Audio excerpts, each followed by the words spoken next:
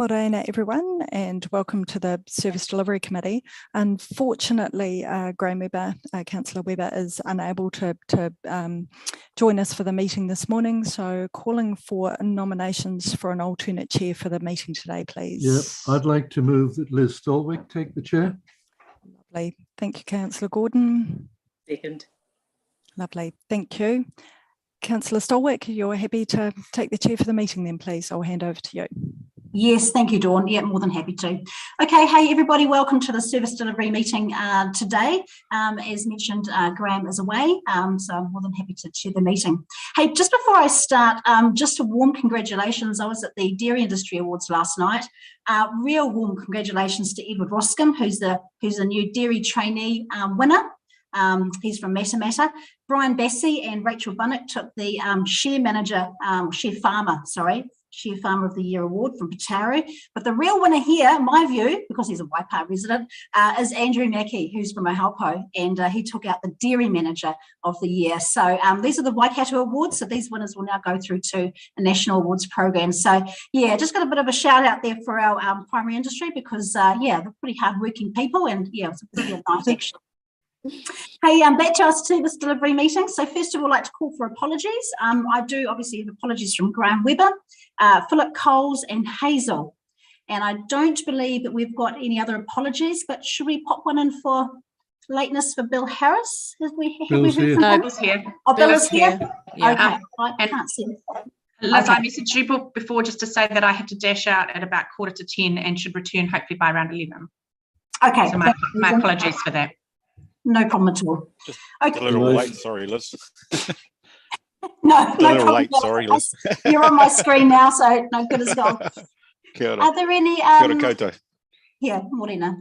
Any other notes around lateness? Or anyone needs to Happy to duck move, out? Liz. Okay, thank you, Mike. In a seconder. That way. Yep, thank you, Roger. All in favour? Aye. Thanks. Okay, any disclosure of members' interests this morning? Yeah, myself, I'm the actual organiser, so item 10 on your agenda, ladies and gentlemen. Yes, the Te Awamutu Anzac Day commemorations. Thank you, Lou. Correct, yeah, thank you. Any other ones? Okay, thank you for that. Any late items this morning? No late items, excellent. Now I'll just confirm the order of the meeting. Everybody happy with the plan for today? Claire is happy to move and Jim is happy to second. All in favour? Aye. Aye. Carried. Thank you, everybody. Okay, we'll move on to the confirmation of the minutes, of course, for the 15th of February 2022 meeting. Have we got any amendments, any changes that anyone would like to see? I see no one on my screen waving their hand, so I'm going to presume everybody is happy with them. So if there would like to be a move and a seconder for those minutes, please. Thank you, Lou. And thank you, Mike. All in favour? Aye. Aye. Carried. Great. Thanks, everybody. Okay, look, we'll move on to item number 6, which is our contracts signed under delegations. So, Dawn, I believe you're looking after that item for us. Lovely, thank you. Through the chair, it's each an item. Martin Mould is with us this morning to present his activity report, and this particular project is one sitting in his portfolio, so I'm sure I'll touch on it in his activity report. So it was just the awarding of that contract to get that renewal work underway. Okay. Has anyone got any questions around that? Everybody's happy? Happy to move. Okay, thanks, Susan. And a seconder, please. I'll second it. I've got, yeah, Bruce, thank you very much. All in favour? Aye. Aye. Carried. Okay, and then we'll hand over to Martin, the Water Services Activity Report for February, or to February. Thanks. Through the chair, morning councillors. I'll just give you take the report as read and just go through a few key items and then happy to answer any questions after that. So yep, this report is through to the end of February, but the graphs are only updated to the end of January due to timeframes in collecting the data. So of particular note, the flood hazard mapping. So we've 100 letters have been sent to to properties modelled and subsequently surveyed that they will be impacted from a 1 in 100 year rainfall event. And there's still approximately 10 properties undergoing final technical reviews, and they're properties that are right on the edge of are they likely to flood or not. So we're just doing a bit more technical work to confirm them. The public flood hazard map view is now online, so people can go on and look at their property to see if it's in the flood zone or not. We're currently working on the submissions on the proposed Tomato ROI drinking water regulations and the Ministry of Environment proposals for source water protection. The Ministry of Environment source ones are covered in a later report this morning. And staff are working on the Tomato ROI ones, and we'll be reporting to council later this month on our submission for those ones. Physical works commenced this month on the Lake Te Kutu rain gardens, the Lakeview Drive stormwater improvements, and the Shelley Street outfall replacement. And the good news, it's been a long, hot, dry summer, which is still continuing. But we've managed that with no restrictions and just continued our education program. So that's a great sign of the investment we've made over the last 10 years or more in drinking water capacity. Sorry, Martin, I'll just stop you there. I think there's a question Councillor Gordon has. Okay. Thanks, Liz. I was willing to wait until the end. Martin, I think the commencement of the Lake Te Kutu rain gardens is absolutely fabulous that started. And just to mention that I think that would be a really good PR exercise to go out, especially with the community feeling about Te Kutu. So whether it's you can pop the message across to comms to get a good PR out there. Yeah, actually, Roger, I had exactly the same thing noted down. I think it's something that people are genuinely very interested in, and to know that we're about to start those rain gardens and what it kind of involves. A reminder, I suppose, that that's what we plan to do, I think would be really worthwhile. So perhaps a press release and some accompanying information. Yeah, I'll touch on that a bit later. There is a media release due out today or tomorrow. They're just waiting for a photo, I think. So there is a media release due out imminently, and then I'll talk about it later on. There is some signboards going up on site too. No, that sounds good. Claire, did you have a question? Yes, it was one about the volume of water that we have actually sort of pumped out to people. I mean, Martin, I really appreciate the fact that we didn't have water restrictions this summer so far. It's been really great, and I think it'd be interesting to understand what impact the education program has. But I was also interested in whether or not the fact that people can use as much water as they need, that there was an increase overall of year volume consumed, and if that's going to sort of assist us, with the revenue to, there was always a question of the pricing that we set for the water, whether it was, like you had the standard or the unit charge, and then you had the volumetric charge. Have you been able to do any work on that to see whether or not that's looking healthy, and that the hope that by putting that investment in, that in fact the revenue that we earn is definitely covering our costs, our extra costs? Yeah, so definitely our income is matching our expenditure, so we've got that in the right ballpark. The usage for a long, hot, dry summer wasn't as significant as last year. Okay. But then that probably helps. One of the things when you do put restrictions on, people then do think they've then got to use the water because that's the only time they can do it. So sometimes it does have a negative impact on use. So certainly we only reached trigger levels when we would normally go to level 2 and level 3 a few times. We weren't always above our previous trigger levels. So that was good. Our trigger levels had increased due to our capacity increase, but yeah, we didn't touch trigger 3 at all, I don't think, only in key a couple of times. Yeah. Oh, thank you very much. And Lou, the last question, and we'll let Martin carry on through his report.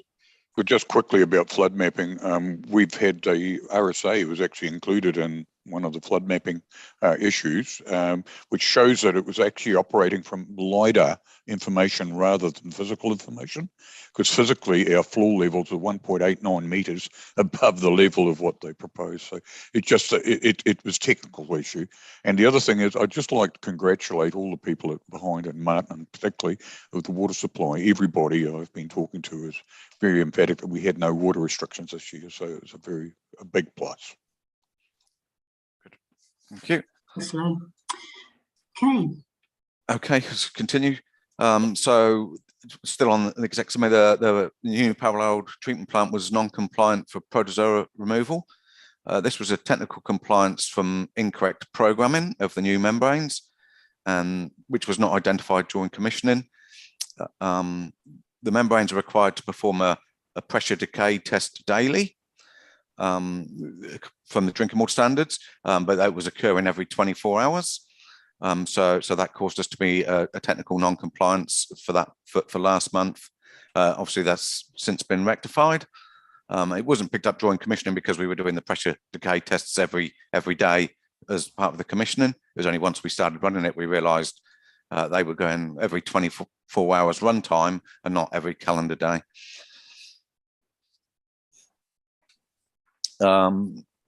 Moving on to 3.1.2 water supply bylaw.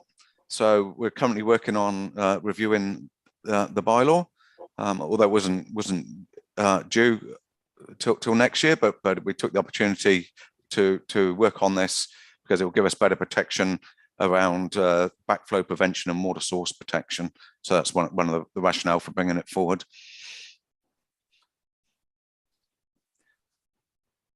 And then on to 3.3.1. So again, it was just touching on that point that we've not implemented any water alerts this year, but it has not stepped us away from our education program. And following there, there's some screenshots of some of the education campaign we've been running.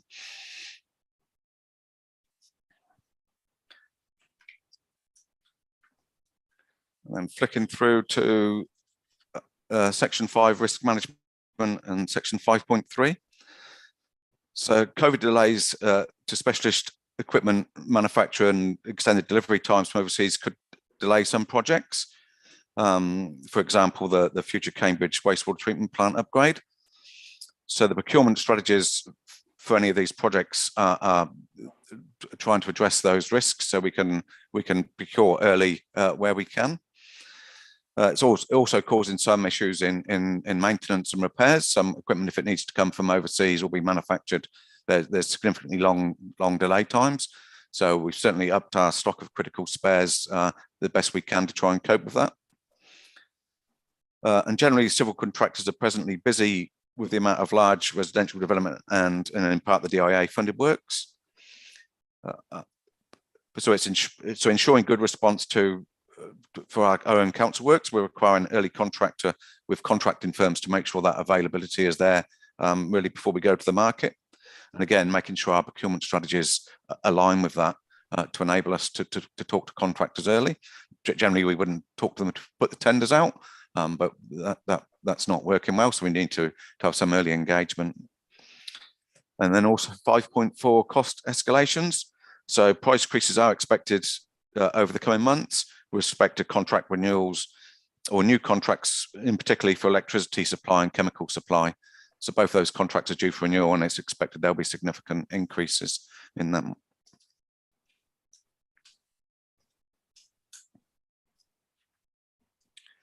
And septage tankered waste 5.5. So the septage waste poses a significant risk to the operations of the Cambridge wastewater treatment plant. To manage this risk more effectively and ensure compliance with the wastewater and trade waste bylaw, we're introducing a new tracking system. We've been working on it for quite a while, and have also installed automated sampling at the septage waste receival plant. We're hoping the new tracking system will be live but before Easter, so sometime in April, hopefully, and that will enable us to better track where the septic tankard companies are picking their waste up from, and whether and before they deliver it to us, giving them a specific PIN number to allow them to dispose of it. And the next one is section 6.4, project stormwater improvements. So again, the Lakeview Drive stormwater improvements are well underway and expected there'll be, it says in May in here, but they'll probably be completed early April. And that's putting in significantly more capacity in the soakage in that area. Shelley Street stormwater outlet renewal, which is the contract that was Dawn spoke of earlier. So work was planned to start this month on that stormwater outlet renewal. Unfortunately, due to delivery of items required to replace that outlet, that may be delayed depending on delivery. We want to try and do it while the weather's still good. But if the new equipment and new structure that required doesn't come in time, we may have to delay that until next summer. So we're just waiting to see what the delivery times are like. Thanks, Martin. I'll just take a question from Claire. Oh, thanks, Liz. It was actually a question to do with Lake Te Kutu rain gardens, because it was part of the stormwater thing. So I'll just talk about. I'll just continue. Yeah, that's right. Fine. Yeah. Cool. So yeah, so Lake Te Kutu rain gardens. So work is planned to commence this month. I think we're looking at the 24th at the moment, installing stage 1 of the project. And stage 1 provides for the installation of 7 rain gardens to treat the stormwater runoff before it enters the lake. And you can see that we've got those 4, I think, signboards, 5 signboards that we're going to install on site at either side of the road. One's by the church and one over on the lake side of the roundabout. So to inform the community of what we're doing and why we're doing it, how a rain garden works, what a rain garden is, and all those things. It's a bit of a challenge to try and make it simple enough to understand without going too far into the complications. But hopefully we've got it right. Yeah. So those we're hoping to get those signs up early next week.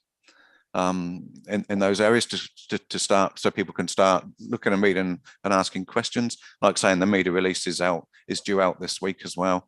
So yeah, we'll certainly try and keep everybody as informed as we can on the rain gardens. I thought those signs were really great, and in fact those diagrams I think are they're helpful. I guess, as you said, it's complex, but I did think it communicated it. I just found a little typo which I thought was really funny actually. It's the one where it's a 3-stage process, and the point 1 on the last bullet point, it says that there's more pollutants at intersections because cars are stopping and staring at them. Okay. Instead of stopping and starting at them, because it sounds like people are stopping and staring at the rain gardens. Right. But I am hoping that there'll be some sort of report on the effectiveness of them. I presume that you're going to do some sort of monitoring or be able to show, I guess, what difference they're going to make. Yes, most definitely. Yeah. So we'll be once they're installed, we'll be monitoring them consistently. Going forward because they do over the course of time, they do need rebuilding. Once they get full of contaminants, you need to take out all the constituents and start again. And so you need to monitor progress with them. Hopefully it's 5 to 10 years, but yeah, you need to monitor that so you know when to replace the media in them. Yeah, cool, great, thank you. And that's all I was to mention. Happy to answer any questions if there's any more. Thank you, Martin. Great report. Jim. Thanks, Liz. Martin, I'm just in terms of the draft compliance rules, and a lot of those are obviously not impacting directly on council, but we're looking really at a supportive role, I suppose, for the I was going to say the individual suppliers. Is anybody supplying more than one household, isn't it? But some of the acceptable solutions look to me to be quite expensive and quite a lot of compliance monitoring, I suppose. So have we got any contact with anyone from the likes of Federated Farmers, for argument's sake? Are we going to try and make a joint submission, or is this just going from council? Because, you know, we're really looking to support individuals out there with supplying more than one house, obviously, but some of these, I suppose some of our residents won't have realised what's coming down the, I was going to say down the pipeline, the pun wasn't intended, but it's going to be quite costly and disruptive, I would suggest. Yeah, so we're not, I don't think we're not in discussions with anybody else other than local councils. So we're working with CoLab to try and make sure we're all working to the same outcomes across the councils in the region. But certainly we can have discussions with them, but we may not agree with all of their comments, I suppose, would be the challenge. And certainly from the acceptable solutions, that they may seem expensive once sort of going through like into mass production, if you like, I think the cost for those will come down significantly. Yeah, okay. Well, I suppose once we've approved the submissions after the council meeting, we can forward copies of our submission to any groups or individuals that want them anyway. Yes, definitely. Yep. Yeah. Claire, your hand is still up. Did you have another question?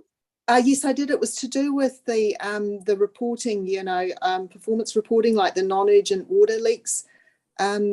Martin, I noticed that leaking water meters, you know, was 14% of the number of complaints that came through, and I hadn't noticed that before. Like, is that an issue that we actually might be seeing? You know, the thin end of the wedge. You know, that those water meters that were put in a few years ago, that actually they're not standing up to it.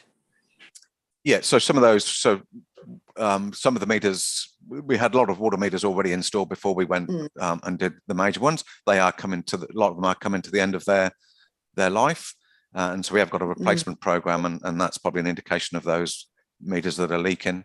Is we haven't got around to replacing them yet, in essence, and so we go and do them.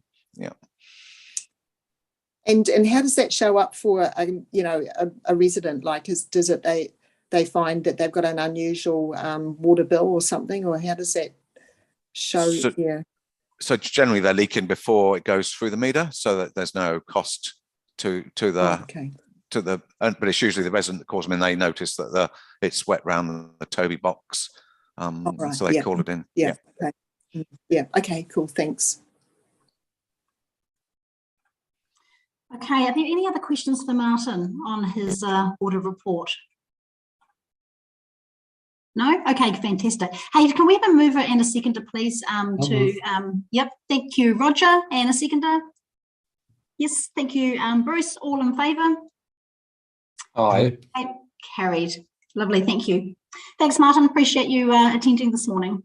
Thanks. Okay, we'll move on to our next item, which is public and private road names. And we have Yuhu, who's online with us this morning from council staff to talk us through this item. Good morning, everyone. Through the chair, my report today is regarding road naming. Take the report as read. I'm happy to answer any questions. Thanks.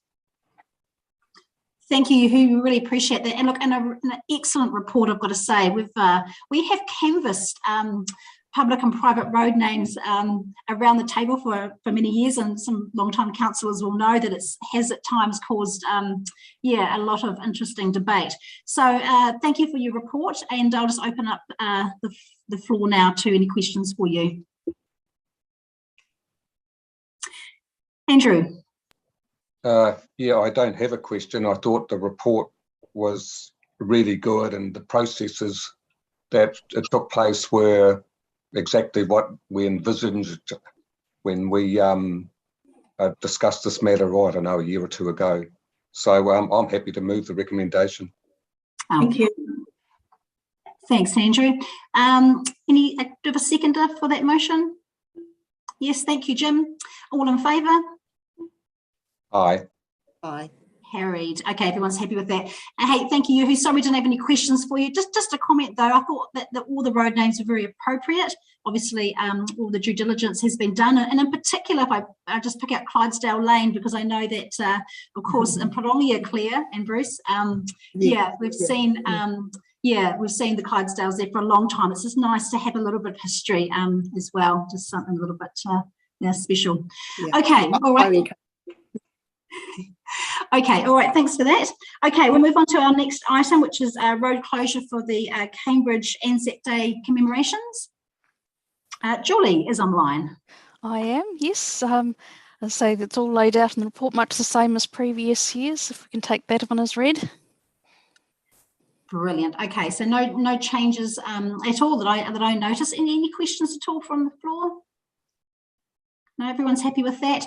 Okay, so there is a recommendation there, obviously, for that for the road closure on the Monday, 25th of April. So thank you, Roger, and a seconder, please. Thank you, Bill. All in favour? Aye. Carried.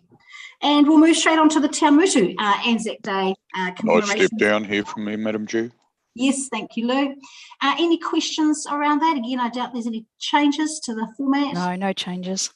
Thank you, Julie. Okay, I'll ask for a mover and a seconder, please. Thank you, Bill. Thank you, Andrew. Yep, all in favour? Aye. Aye. Carried. Okay, good luck, team, on those Anzac Day commemorations. I know that COVID's played havoc for you over the last couple of years, so hopefully, we can do something quite special.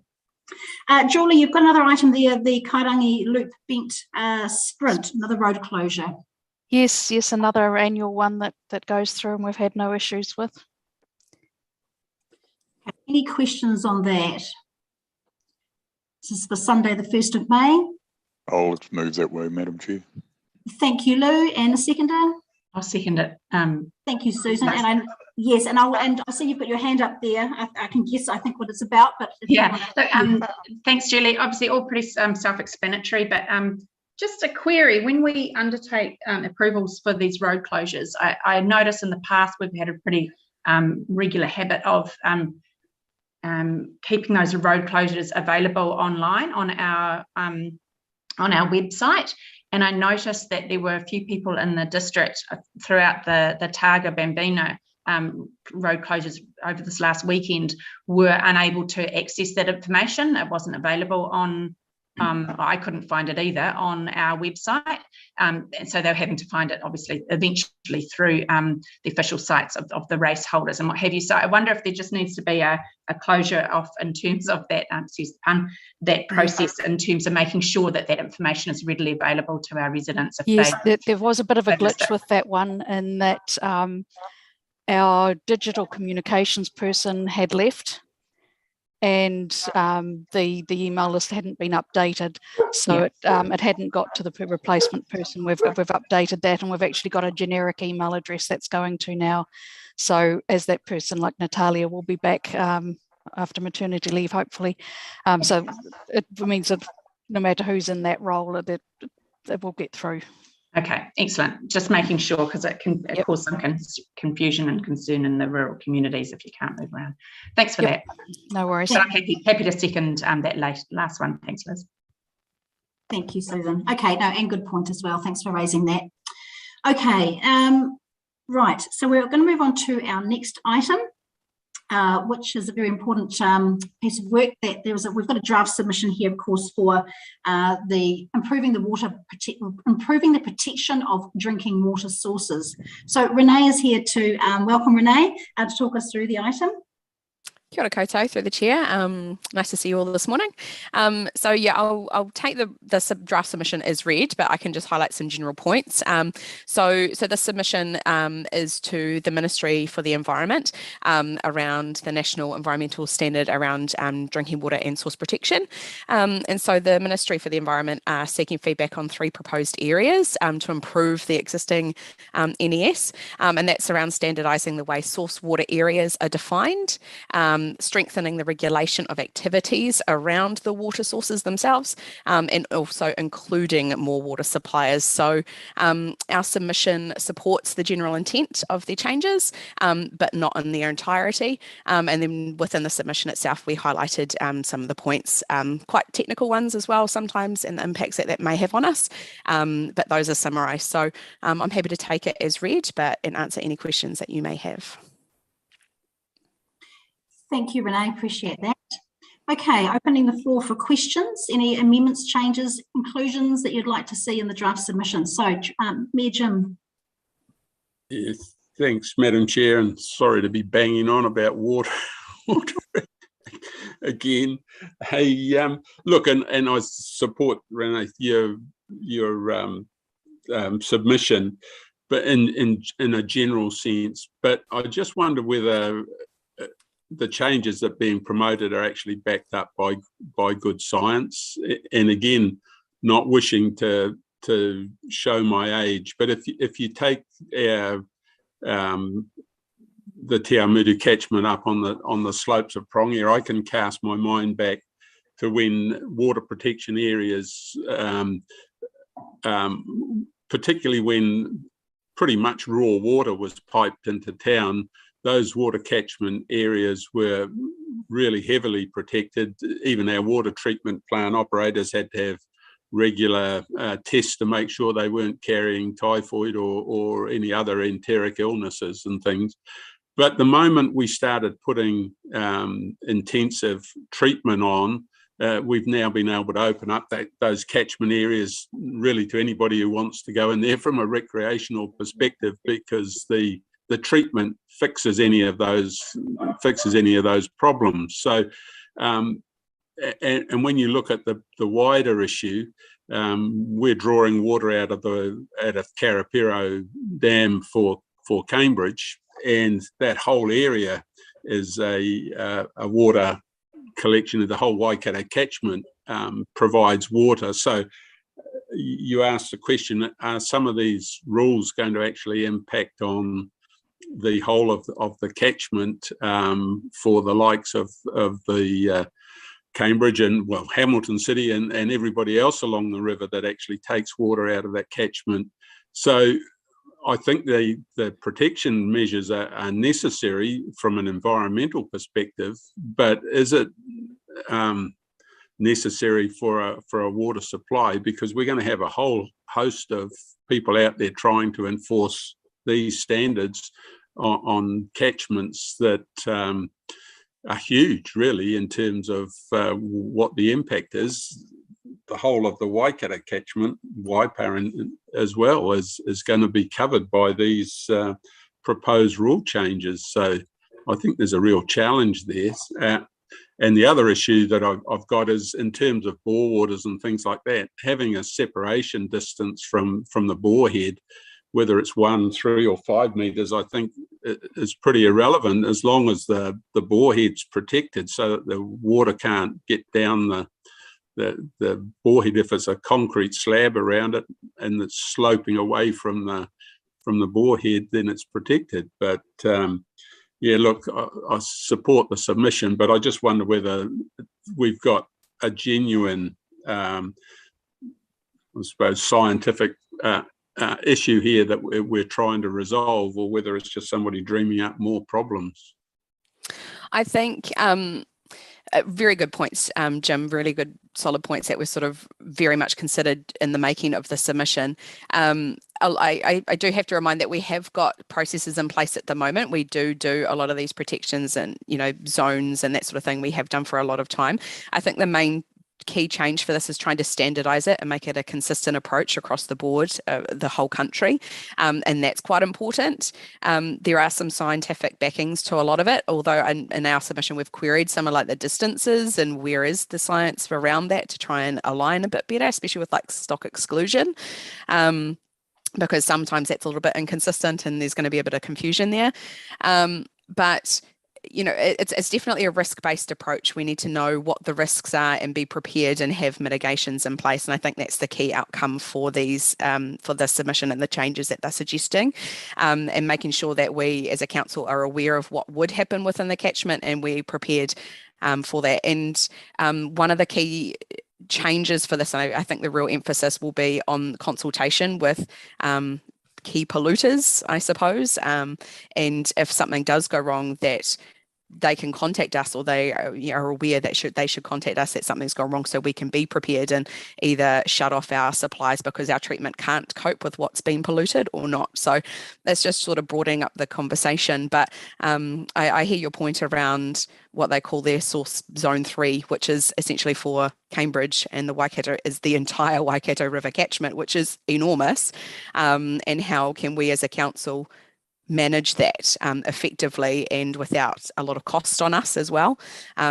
So yeah, one of the key changes is bringing in a lot more regulation to Waikato regional councils, or regional councils in general, to have like a solid one point source for a lot of that information. So it's going to be a lot on regional councils, but I think there's definite benefit there for that from a district council perspective, where we have to manage our risks.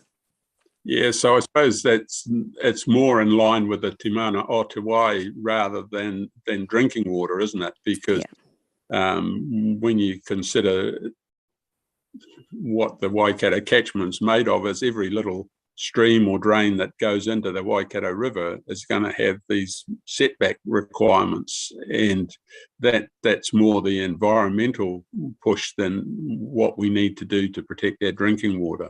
Mm. Yeah, and I think one of the biggest ones as well is the the unknown suppliers that we know of at the moment. So those are, your farm supplies where they're supplying 2 houses or something like that, and currently they're unregistered because they're unknown, and essentially it's putting the onus on us to try and know who those are. And I mean, that's a big task, as I'm sure we're all aware, and trying to incorporate that into our planning. So yeah, it's a big task. And I think there are some definite big changes coming, but yeah, the impacts will definitely come at a regional council level, and we've already got a lot of our risk management zones all set and prepared and planned for. So I feel that we're in a really good stead for it, for a lot of these incoming changes. But yeah, I think there's a definite bigger impact here. Thank you, Renee. Councillor Lou. Just Renee, I'm listening to this and thinking quietly amongst myself, who pays for all this? Where do we as a local council get impacted with this, or is this going to be at a regional level? I'm concerned that we are facing enough restrictions in our income flows at the moment, and I'm just worried that we are going to end up actually having to fund this and look at all these boards, etc. And it's going to have a cost to it, quite a significant cost. Yeah, so at the moment, because it's normal practice for us, we do these assessments anyway. It's definitely included as part of our normal operational requirements and spends.